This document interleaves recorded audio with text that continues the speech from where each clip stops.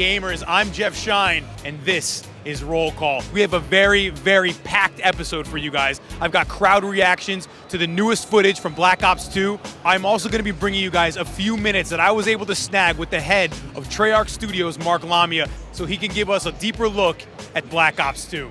Let's get in there and check it out.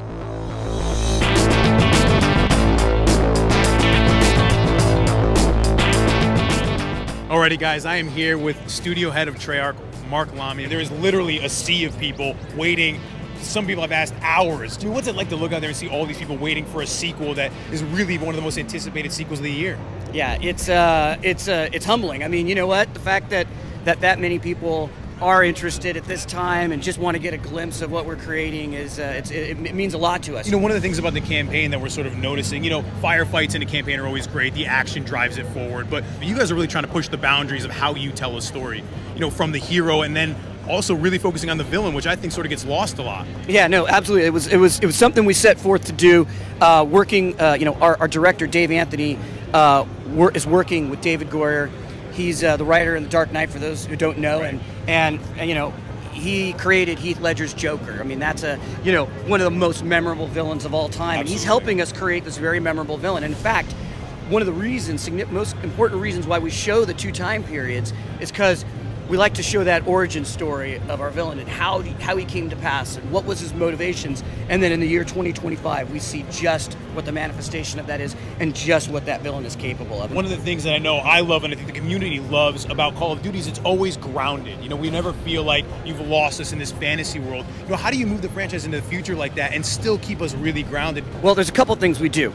We absolutely work with experts. So in this case, we worked with an expert by the name of Peter Singer, who is a senior fellow at the Brookings Institute, and he's written this book called Wired for War, and he has advised us on a lot of the technologies that are either in their prototype phase or that maybe the public just simply isn't just generally aware of. You can imagine all the kinds of attachments that you could put on weaponry that could make them powerful, all the new forms of gameplay that we can come up with. And we're talking 13 years out, right? But 13 years ago, you'd see a multi-million-dollar piece of hardware running the most advanced military operations. Well, that is as powerful as the Xbox 360 or a PS3 that right. you have, that you're playing Call of Duty on. So now we're taking this 13 years out, and you can get an idea, having that as a creative platform for us to work with, thinking about all the great new technology that we can put in play for you guys that you're going to get with multiplayer. Every single thing we do in this game, we have to justify to ourselves that it is plausible that this could exist. Now, I know you guys have talked a little bit about you're pushing sound, you're pushing the lighting. The audio landscape, the weapons, the way they sound in the different environments,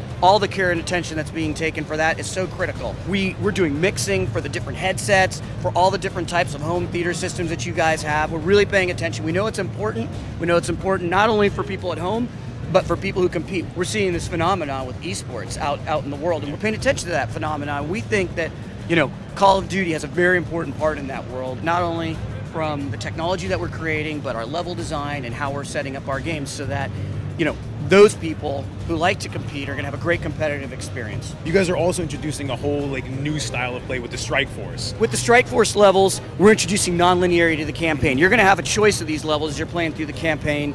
You're going to be able to drop in with your Black Ops team. They're the hot spots in the world in the year 2025, these proxy wars.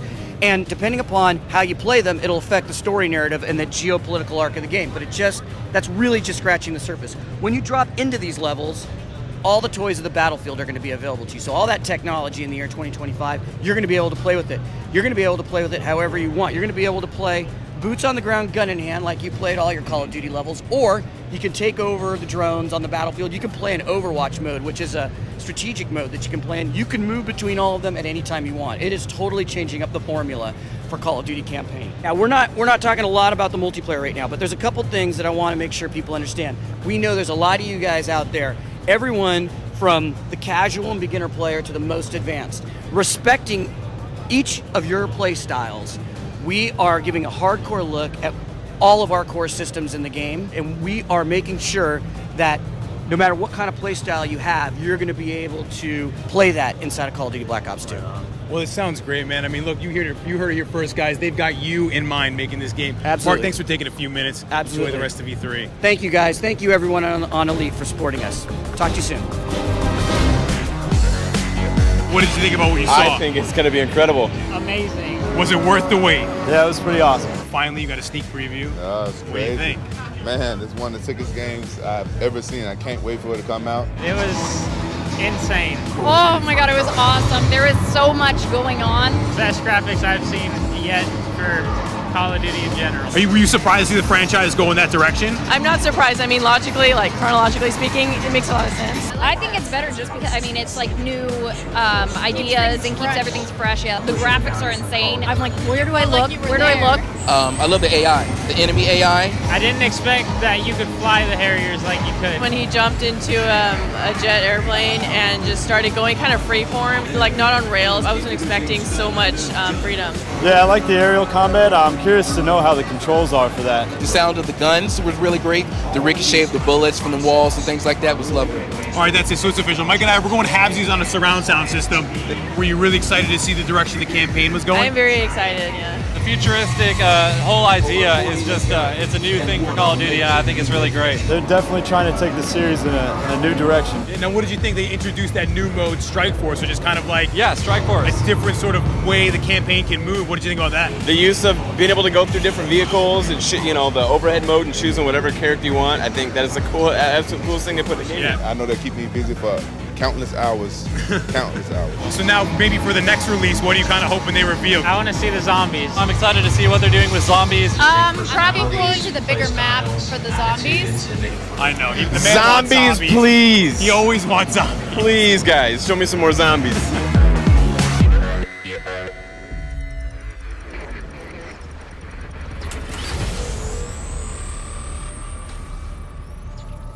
This product not yet rated.